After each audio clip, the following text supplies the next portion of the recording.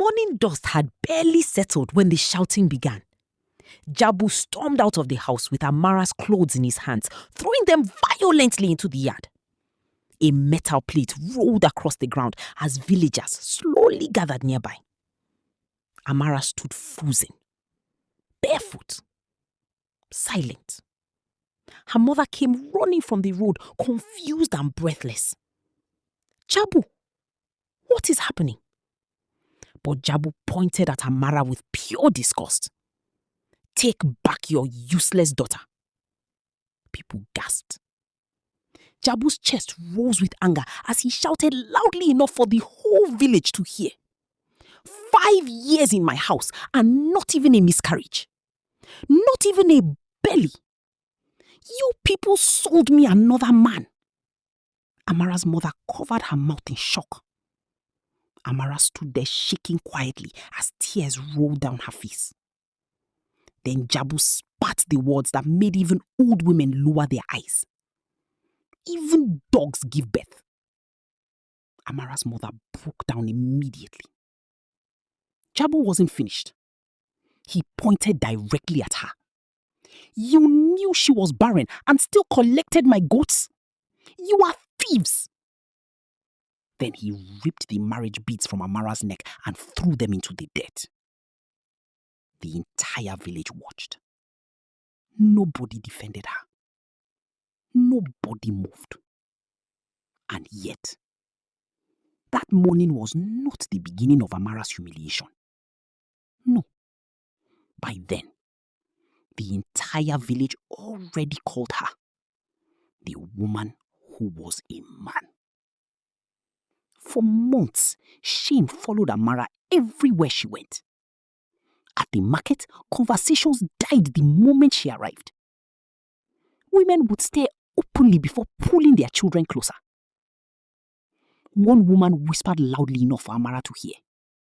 "Careful, bad luck can move from one woman to another." Another shook her head while choosing tomatoes. A home without children is a graveyard. Then a man nearby laughed cruelly. "Why is she buying vegetables? To cook for who? The ancestors?" Laughter followed immediately. And walked away without saying a word. Even at the stream, there was no peace. Women washed clothes while children played nearby. But the moment Amara arrived carrying her bucket, the whispers started again. "Hey, here comes Jabu's man-wife." Another woman laughed. "At least men are useful. This one can't farm, can't lead, can't even give birth." Then an older woman suddenly pulled her daughter away from the water. "Eh, stop letting her touch the water first. My daughter is newly married." The younger women nodded nervously. One of them leaned closer and whispered, "Maybe the ancestors closed her womb because of something her mother did." Amara lowered her eyes. She quietly turned to leave. But before she could walk away completely, a small, innocent voice asked loudly, "Mama, if she's a man, why does she wear dresses?" The women burst into laughter. And Amara kept walking, slowly, as if every word weighed down her feet. Even church became another place of suffering. One Sunday, the pastor preached about fruitfulness. As he spoke, people kept glancing toward Amara. Then during prayer, he shouted, "Every spirit of barrenness, leave." Women immediately touched their stomachs dramatically. Someone behind Amara whispered, "She should be the one at the altar." Outside the church, the men were worse. One laughed loudly while adjusting his jacket. "Thank God I didn't marry a dry tree." Another replied, some men accidentally marry curses. Amara heard every word.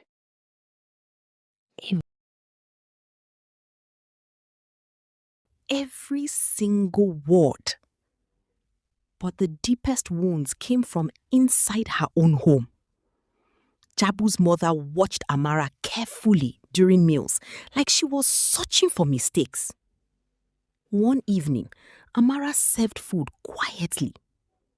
The old woman tasted it once before throwing the spoon down. Jabu, it's the food. The ancestors are refusing that child because of this tasteless cooking. Another afternoon, Amara picked up a crying baby gently. But Jabu's mother rushed over and snatched the child away violently. Don't carry him. The room went silent instantly.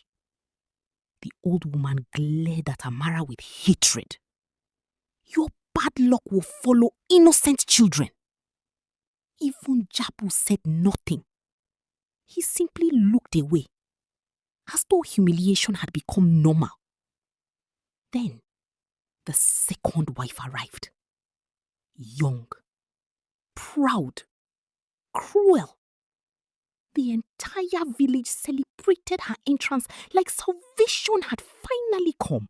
The new wife enjoyed torturing Amara. She probably even had dreams of where she was abusing her. So one day, after seeing that Amara was tougher than she looked, she devised a new plan. Her knowing that pregnancy was power in that household, she decided to use it. One day, as the family was seated, she quickly rushed out and pretended to vomit. Jabu's mother's eye opened wide and got closer to her and the new wife and asked, "My dear, are you okay?" She responded and said, "Mama, I'm scared. I have not seen my menstrual cycle this month." Jabu couldn't believe what he was hearing and almost asked her who was responsible. And Jabu's mother shouted, saying, "My grandchild!" Jabu's mother screamed so loudly, neighbors came running. She danced around the yard celebrating.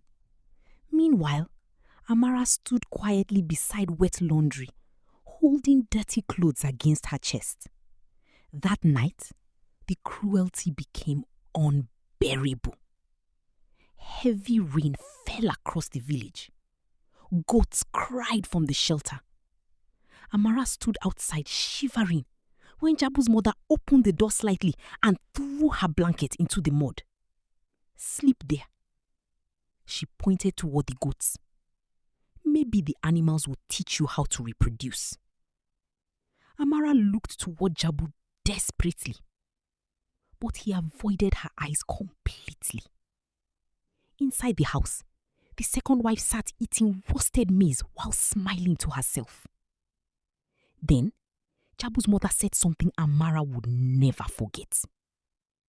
A woman who cannot give birth should not sleep where wives sleep. And so Amara spent the night beside goats, while laughter came from inside the house. That night, even the animals had more value than Amara. But the humiliation still wasn't enough for them. A few days later, Amara woke before sunrise to feed the goats. She carried water carefully, fed them quietly, cleaned the shelter alone. She treated those animals with more kindness than people had shown her in years. But later that afternoon, the goats suddenly collapsed one after another, foaming at the mouth, dying. Villagers gathered immediately. Jabu's mother began screaming dramatically. "She poisoned them!" The second wife covered her mouth, pretending to cry. "I told you barren women become jealous." Jabu exploded with rage.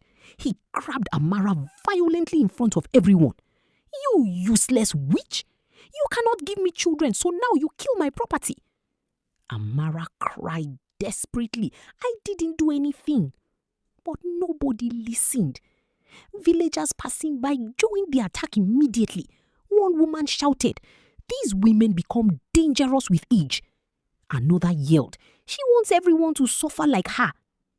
Jabu slapped Amara hard. The second wife smirked quietly behind him. And Jabu's mother kept screaming louder, "She even kills goats now." The villagers nodded in agreement. That was the moment Amara realized there was nowhere left for her to hide.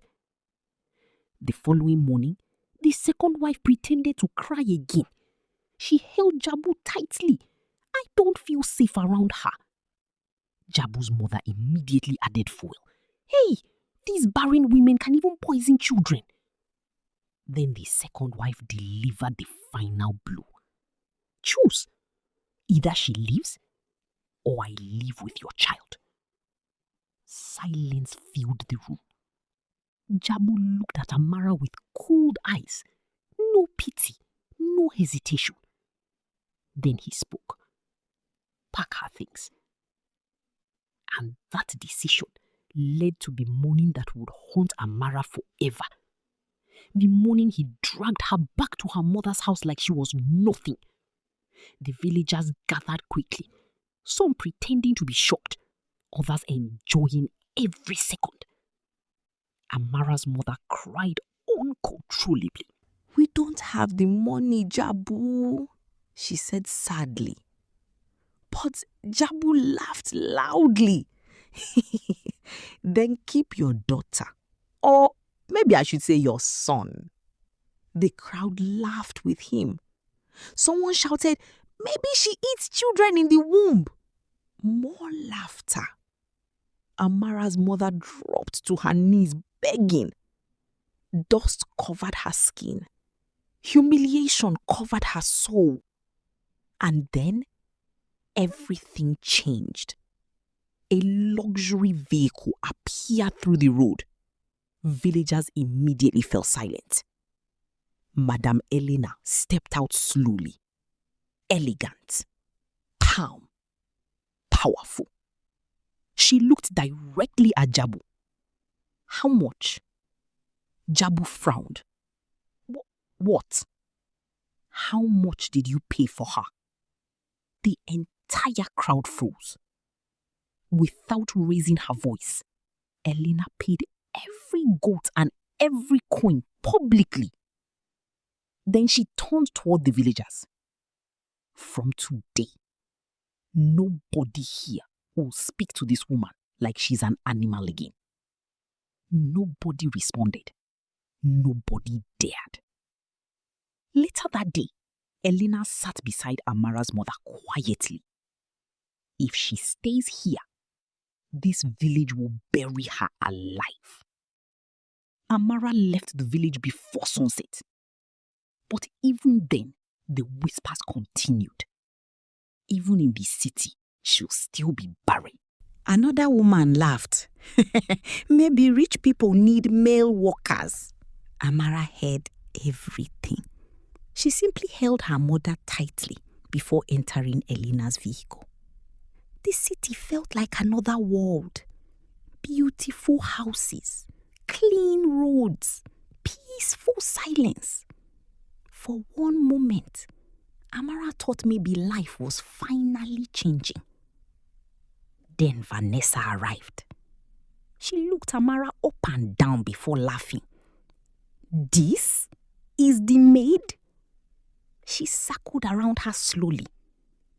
"She looks like she escaped from a funeral." Then she called nearby workers loudly. "Where is your fellow man? Mother brought another villager." Everyone became uncomfortable. Amara lowered her eyes again. The next humiliation came quickly. Vanessa intentionally threw expensive underwear onto the wet floor. "Wash these too." Amara quietly bent down. "At least make yourself useful," Vanessa continued. "You already failed as a wife." Then came another painful reminder. Don't stare at rich men too much. Even if you still won, you'll still be returned. Amara silently picked up the clothes.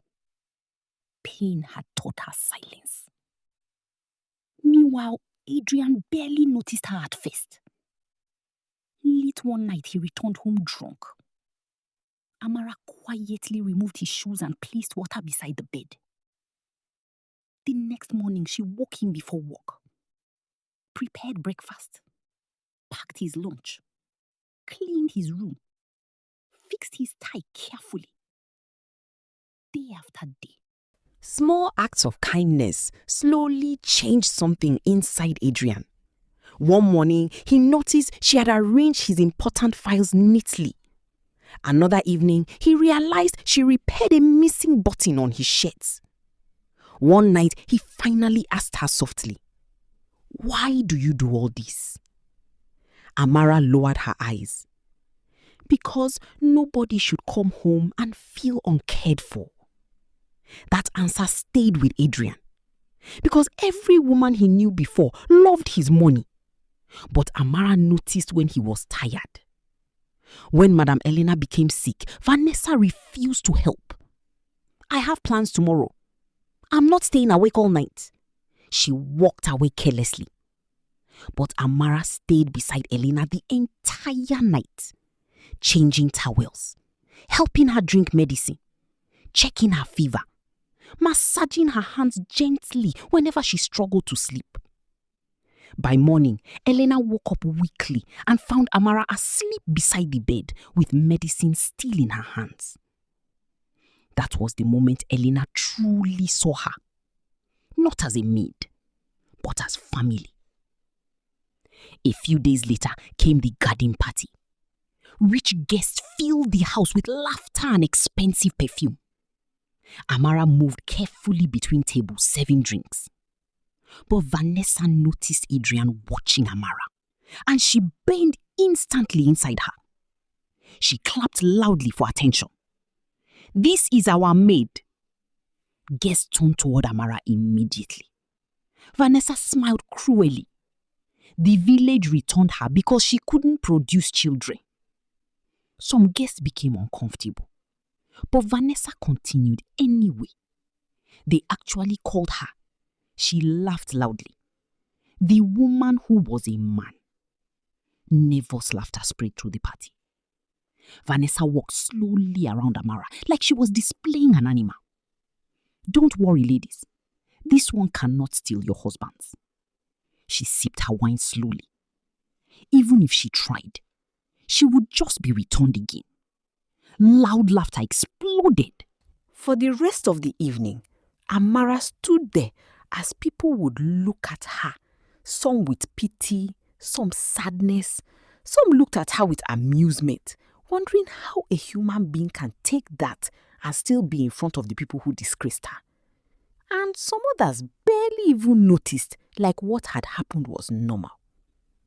But deep inside Amara, she was wondering if God had abandoned her. If this was to be her life forever, in the village or in the city, amongst the wealthy, but still being treated the same. She wondered what she had done to deserve this suffering, wondering who she had offended without knowing to be treated this way. After the event, she put on her old wrapper that she had from the village and stormed into the rain, ready to leave the mansion. Amara hurried out of the mansion gates with tears running down her face as Adrian chased after her into the night. "Amara, please stop." But Amara kept walking, her chest burning with humiliation after Vanessa's cruel insults at the party. When Adrian finally caught her arm and begged her not to leave, Amara broke down completely. "This is my life, sir," she cried painfully. "This is my shame to carry, not yours." Tears rolled down her cheeks as years of pain poured out of her at once. The village women rejected me because I could not have children. My husband threw me away like trash. And now here in the city, I am still nothing more than the maid who cleans after rich people. Then finally, she looked directly at Adrian with pure heartbreak in her eyes. "So tell me, sir," she whispered, "why should I stay?"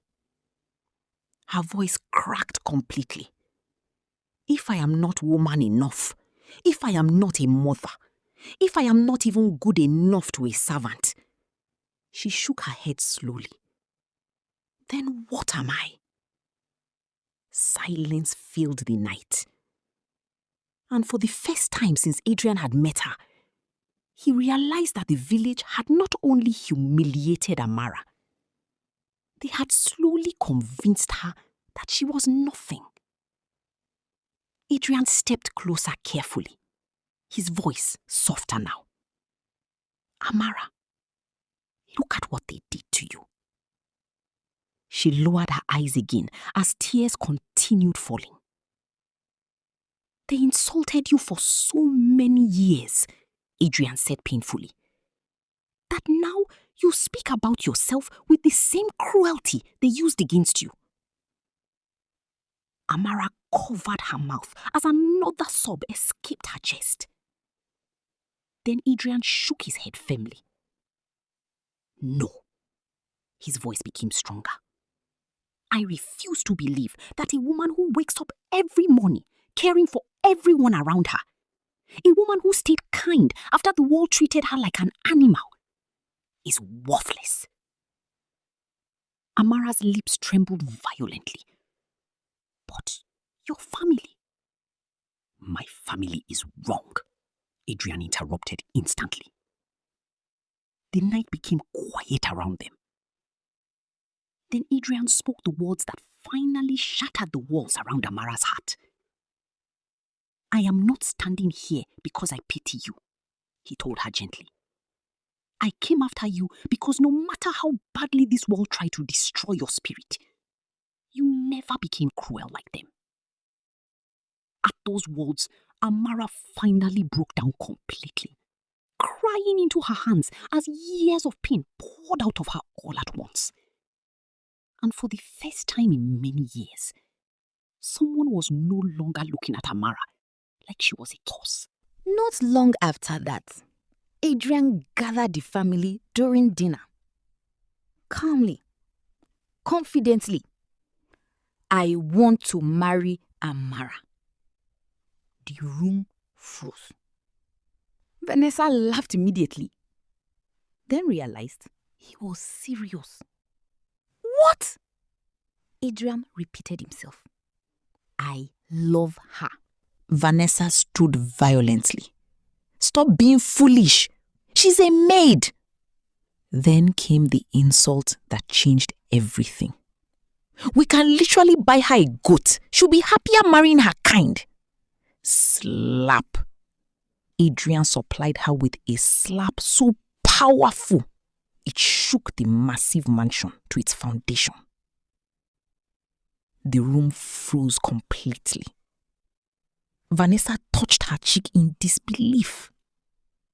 Adrian's voice shook with anger. "You will never speak about her like that again." Vanessa's eyes filled with tears. Slowly, she dropped to her knees. "I'm sorry. I'm sorry." But everyone could see the jealousy burning inside her. Then, Madame Elena finally spoke. "I have watched Amara care for this family more than anyone in this house." She looked toward Adrian warmly. "If she makes you happy, you have my blessing." Amara cried quietly. Because for the first time in years, someone chose her publicly. The same Vanessa who once mocked her now awkwardly followed her into expensive stores carrying shopping bags, new dresses, shoes, jewelry, Meanwhile, Adrian spoiled Amara gently. Restaurant dates, beautiful gifts, soft laughter. And slowly, the woman once destroyed by shame began smiling again. News of the wedding spread quickly. Even back in the village, people could not believe it. The barren woman, the one Jabu returned. Jabu himself heard rumors while supplying goats for a traditional wedding ceremony nearby. Someone joked, "At least that woman found a man foolish enough to marry her." Jabu laughed proudly, still unaware. The wedding day arrived beautifully. Music filled the village. Women cooked outside. Men moved goats around the ceremony grounds. Jabu walked among them confidently. Nobody told him whose wedding it was. Then suddenly, he heard a familiar voice. He turned slowly and froze. Amara stepped forward wearing beautiful traditional clothing. Elegant, confident, respected. Beside her stood Adrian, proudly holding her hand. The entire village fell silent. The second wife stared in horror. Jabu could barely breathe. The woman he once threw away like trash was now marrying a man greater than him in every possible way. Jabu slowly walked toward her. Broken. Ashamed. Amara. But the words disappeared. Behind him, the second wife whispered angrily, "You said nobody would ever want her." Villagers who once mocked her now stood quietly with lowered eyes. Even Jabu's mother looked terrified after seeing Elena's wealth and influence surrounding Amara. Amara looked directly at Jabu, calmly. No anger, no hatred, which somehow hurt him even more. Then she spoke softly. "I prayed for years, asking God why people hated me so much." Tears filled Jabu's eyes. "But now I understand." Pause. Some people must lose good things before they learn their value. Silence. Deep silence. Then Adrian gently placed the wedding beads around Amara's neck. The crowd erupted with celebration. Music filled the air. Women danced. People cheered. And Jabu stood there, emotionally destroyed. Because the village that once called her the woman who was a man had finally watched her become Mrs. Adrian.